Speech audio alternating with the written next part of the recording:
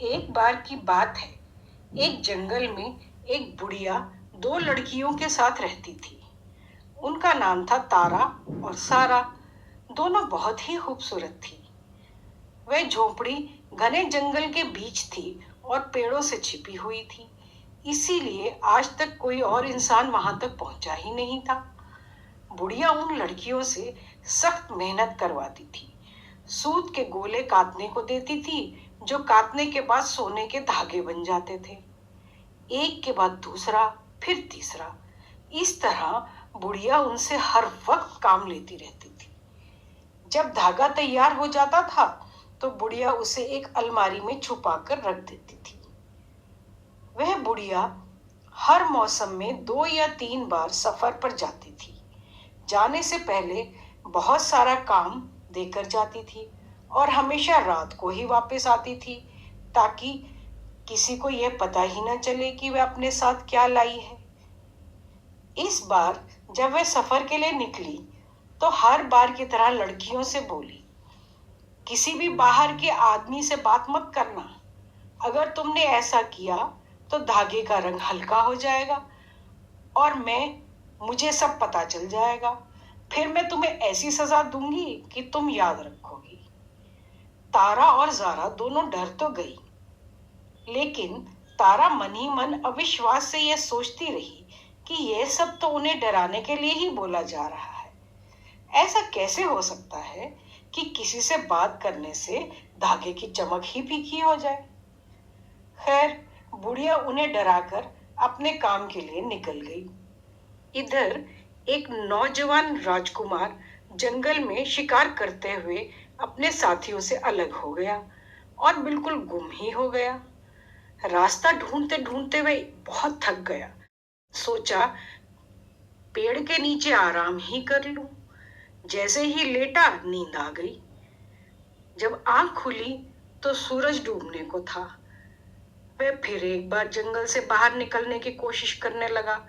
रास्ता तलाश करते करते उसे दूर एक छोटी सी झोंपड़ी दिखाई दी। दोनों लड़कियां दरवाजे पर ही बैठी हुई थी। उन्होंने एक नौजवान को आते देखा तो हैरान हो गई। सारा ने घबराकर तारा को बुढ़िया की सीख याद दिलाई और उसे अंदर चलने को कहा, पर तारा मानी ही नहीं। वह तो उसे देखते ही मुग्ध हो रही थी। बोली, इतना खूबसूरत व्यक्ति तो मैंने आज तक नहीं देखा। इतने में राजकुमार वहां तक पहुंच गया। बोला, मैं राजा का बेटा हूँ। अपने दोस्तों के साथ शिकार के लिए जंगल में आया था और यहाँ खो गया हूँ। मेरी मदद करो, मुझे भूख लगी है और मैं बहुत थक भी गया हूँ। तारा उसे अंदर लेकर आई और उसे खाना खिलाया। बुढ़िया की नसीहत तो वो जैसे भूल ही गई थी और वे दोनों घंटों बातें करते रहे। उधर राजकुमार के साथियों ने उसे दूर दूर तक ढूंढा, पर उन्हें नहीं मिला तो उन्हें राजा को खबर भिजवाई। राजकुमार के खोने की खबर सुनते ही राजा तो घबरा गया। उसने उसे ढूंढने के लिए पूरी फौज ही भेज दी। बहुत तलाश के बाद वे भी उस झोपड़ी तक पहुंच ही गए। राजकुमार उनके साथ जाने लगा। जाते हुए बोला, मैं वादा करता हूं कि मैं वापस आऊंगा और तुम्हें यहां से ले जाऊंगा और तुमसे शादी भी करूंगा। राजकुमार के जाते ही तारा खोए हुए टाइम को पूरा करने के लिए फिर से धागा बनाने बैठ गई, पर वह ये देखकर परेशान हो गई कि उसके धागे की चमक तो खत्म ही हो गई। उसका दिल तेजी से धड़कने लगा और वो फूट फूट कर रोने लगी। अब उसे बूढ़ी औरत से बहुत डर लगने लगा। सोचने लगी, क्या मुसीबत आएगी मेरे ऊपर। वह बुढ़िया जब वापस आई तो धागे को देखते ही समझ गई कि उसके पीछे से क्या हुआ था। खूब गुस्सा हुई। जब मैंने तुम्हें बात करने से मना किया था तो तुमने क्यों बात की किसी से। अब समझ लो कि तुम्हारी खैर नहीं, मैं तुम्हें छोड़ूंगी नहीं। अब तारा तो बहुत डर गई। सोचने लगी, अब मेरा क्या होगा। डर के मारे न उसे रात को नींद आए न दिन को चैन मिले। आखिर उसे बर्दाश्त ही नहीं हुआ। उसने सोचा क्यों न उस राजकुमार से ही मदद ली जाए। उसने बचपन में पक्षियों की भाषा सीख ली थी, अब वह उसके काम आ रही थी। उसने पेड़ की डाली पर कौवे को बैठे देखा तो अपने पास बुलाया। बोली, प्यारे कौवे, तुम तो बहुत समझदार हो, मैं बहुत मुसीबत में हूँ, क्या तुम मेरी मदद करोगे? जंगल के बाहर एक राजा का महल है, वहां राजकुमार से कहना मेरे मेरे ऊपर बहुत मुसीबत आ गई है। वो बुढ़िया वापस आ गई है और वो मुझे किसी तरह यहाँ से ले जाए। कौवा वहां से सीधा उड़ा और राजमहल पहुंच गया। महल के बाग में पहुंचा तो इत्तेफाक से एक जादूगर का बेटा मिल गया जो पक्षियों की भाषा जानता था। उसने उसे ही पैगाम दे दिया और राजकुमार तक पहुंचाने को कहा। राजकुमार सारी बात सुनकर परेशान हो गया। बहुत सोचकर उसने एक योजना बनाई और जादूगर के बेटे से कौवे को पैगाम पहुंचवाया। कौवा सीधा उड़कर उस लड़की के पास पहुंचा, पेड़ पर बैठकर काऊ काऊ करने लगा। वो लड़की जवाब सुनने के इंतजार में ही थी, फट पेड़ के नीचे पहुंच गई। कौवे ने बताया कि पूर्णमासी की रात को राजकुमार उसे लेने आएगा और वह बाहर झोंपड़ी के एक कोने में छुपकर उसका इंतजार करे। तारा यह सुनकर मन ही मन खुश तो बहुत हुई, पर उसे डर भी लग रहा था कि कहीं कुछ गड़बड़ ना हो जाए। उसने इसलिए अपनी बहन सारा को भी यह बात नहीं बताई। पूर्णमासी की रात को वो चुपचाप घर से बाहर निकली और कांपती हुई झोपड़ी से कुछ दूर एक कोने में खड़ी हो गई। रात को राजकुमार अपने कुछ घुड़सवार सैनिकों के साथ वहां पहुंचा। चांद की रोशनी भी थी और पिछली दफा जब राजकुमार वहां से गया था तो उसने पेड़ों पर निशान लगा दिए थे, इसलिए अब की बार उसे रास्ता पहचानने में कोई मुश्किल भी नहीं हुई। हट से राजकुमारी को अपने साथ घोड़े पे बैठाया और जंगल से बाहर की तरफ दौड़ पड़ा। जब तक वे जंगल से बाहर निकले तब तक सुबह हो चुकी थी। सुबह को जब तारा काम पर नहीं दिखी तो बुढ़िया ने सारा से पूछा, लेकिन उसे तो कुछ पता ही नहीं था। फिर बुढ़िया ने अपने जादू से पता लगा लिया कि वो कहाँ है। उसने एक आग का गोला तैयार किया और उसे बोला, जाओ और तारा को उसके किए की सजा दो।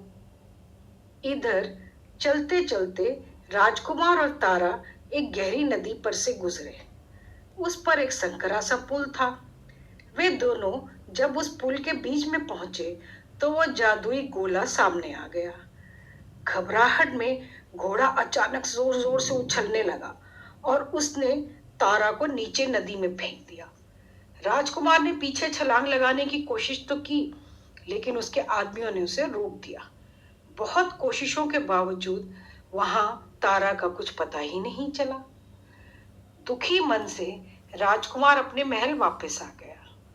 दुख और उदासी की वजह से वो बीमार रहने लगा। राजा सब इलाज करा करा कर थक गए।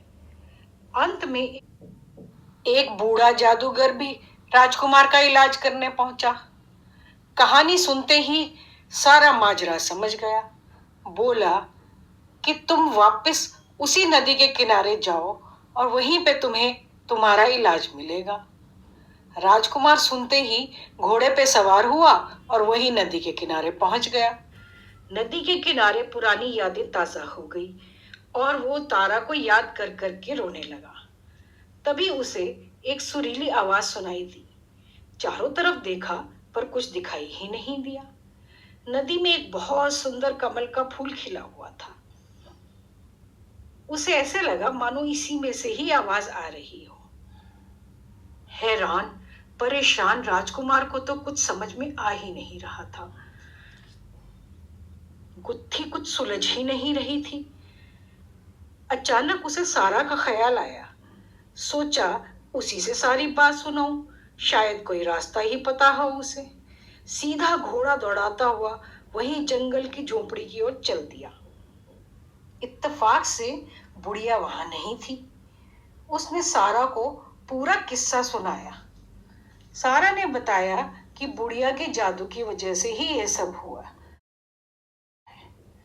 उसने उसे एक पेड़ का पत्ता दिया, बोली, ये खा लो, इससे तुम्हें पक्षियों की भाषा समझ में आ जाएगी और तुम वापस वही नदी के किनारे जाओ और सुनो कि पक्षी क्या बातें कर रहे हैं।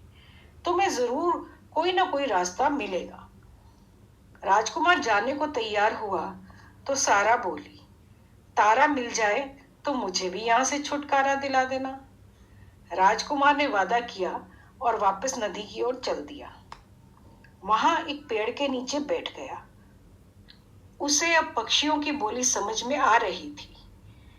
पेड़ पर बैठा एक कबूतर चिड़िया से कह रहा था, देखो, वो बुढ़िया जादूगरनी ने राजा की दोनों बेटियों को बचपन में अगवा किया और उनसे बहुत मेहनत करवाई। राजा को तो इस बात का पता ही नहीं कि उसकी बेटियां यहाँ छोटी सी झोपड़ी में दिन रात मेहनत करती हैं। जब तारा यहाँ से जा रही थी तो बुढ़िया ने जादू से उसे फूल में बदल दिया। अब वो दिन रात दुख में यहाँ गाकर राजकुमार को बुलाती है, पर कोई उसकी बात ही नहीं समझता।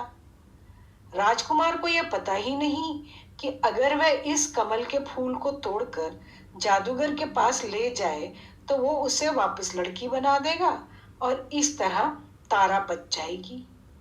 राजकुमार यह सुनकर बहुत खुश हुआ, फूल को तोड़कर महल में लाया और जादूगर ने उसे वापस तारा में बदल दिया। अब राजकुमार को अपना वादा याद आया। फिर से जंगल पहुंचा। इस बार भी बुढ़िया बाहर गई हुई थी। सारा को उसने अपने साथ लिया और फिर उस झोंपड़ी को आग लगा दी ताकि बुढ़िया जब वापस आए तो उसे लगे कि सारा भी झोंपड़ी के साथ ही जल गई। राजमहल पहुंचकर राजकुमार और तारा की शादी हो गई और वो खुशी खुशी रहने लगे। अब हमारी कहानी तो यहीं खत्म हुई। आपको अच्छी लगी हो तो हमारे चैनल को सब्सक्राइब करें, शेयर करना और लाइक करना तो बिल्कुल भी ना भूलें।